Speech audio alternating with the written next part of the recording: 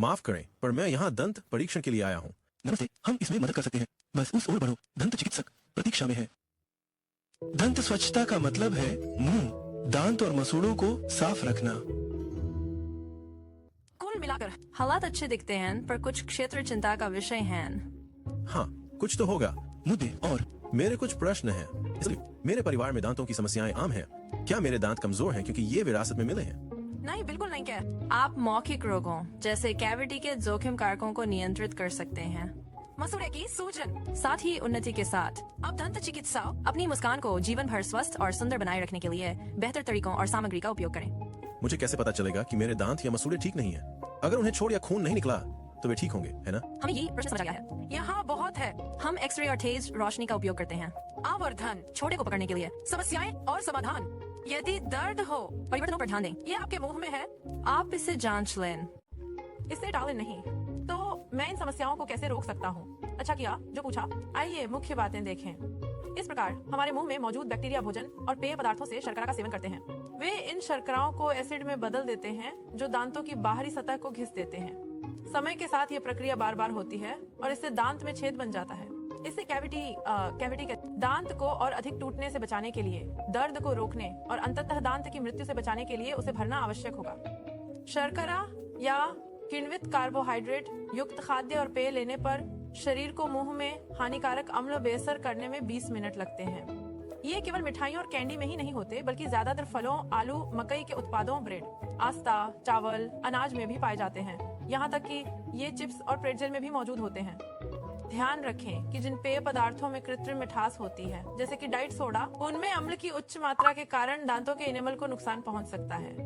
कुछ खाद्य पदार्थ बिल्ली के खिलाफ सुरक्षा करते हैं।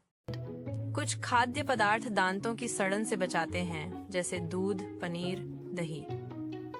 चीनी रहित गम आपके दांतों के लिए अच्छा है। यह लार बढ़ाता है और मुंह साफ करता है। हम जानते हैं कि जो लोग रोज 3 से 5 बार से अधिक चीनी लेते हैं, उनमें दांतों की सड़न ज्यादा होती है। लक्ष्य इन जोखिमों की संख्या को जितना संभव हो कम करना है, उन्हें पूरी तरह से टालना नहीं है। तो क्या दांतों की सड़न से बचने के लिए आहार बदलना जरूरी है? नहीं, बस थोड़ी थोड़ी देर में भोजन करें। उदाहरण के लिए स्नैक्स कम खाएं, कई घंटे तक मीठा पेय न पिएं। सोडा पीने से चीनी का सेवन 5 से 6 गुना तक हो सकता है। अब मैं फ्लोराइड पर आता हूँ। फ्लोराइड नल के पानी, टूथपेस्ट और दंत कुल्लाओं में होता है। ये दांत की बाहरी सतह को फिर से खनिज युक्त या मजबूत बनाने में मदद करता है। ये सुनिश्चित करने के लिए कि आपको पर्याप्त फ्लोराइड मिल रहा है, एक सरल और प्रभावी तरीका यह है कि आप अपने दांतों को फ्लोराइड युक्त टूथपेस्ट से नियमित रूप से ब्रश करें। मुझे लगा आप कहेंगे कि मुझे और ब्रश व फ्लॉस करना चाहिए। ये जरूरी नहीं है कि इससे अधिक हो, लेकिन हम निश्चित रूप से आपकी तकनीक को बेहतर बना सकते हैं। आपका मतलब? ब्रश करने की प्रक्रिया कुल मिलाकर 2 मिनट तक चलनी चाहिए, जिसमें आपके मुंह के हर चतुर्थांश पर कम से कम 30 सेकंड का समय देना चाहिए। आपको सुबह उठने के बाद, फिर नाश्ते के बाद और सोने से पहले ब्रश करना चाहिए। दिन में 3 बार ब्रश करना सबसे अच्छा होता है। यदि पिछले 3 वर्षों में आपके दांतों में कोई छेद हुआ है, तो मसूड़ों के ऊतकों की ओर कोण बन आते हुए मुलायम ब्रिसल वाले टैब ब्रश का उपयोग करें तथा हल्के गोलाकार गति में ब्रश करें। दांतों की सड़न और मसूड़ों की बीमारी रोकने के लिए सिर्फ ब्रश करना काफी नहीं है, फ्लॉसिंग भी किया जाना चाहिए। ये अत्यंत महत्वपूर्ण है कि फ्लॉस को मसूड़ों की सतह के नीचे तक सही तरीके से बढ़ाया जाए।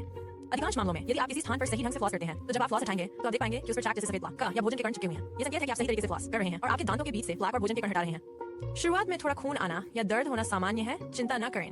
यह मसूड़ों में संक्रमण का संकेत है और रोज फ्लॉस करने से 1-2 हफ्तों में ठीक हो सकता है। निकटतम ब्रा दर्ज करें।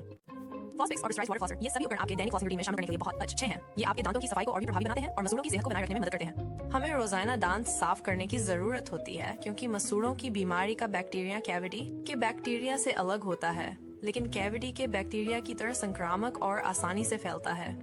ये बैक्टीरिया मसूड़ों की बीमारी, सांसों की दुर्गंध और हड्डियों के नुकसान का कारण बन सकते हैं, जिससे दांत समय से पहले गिर सकते हैं।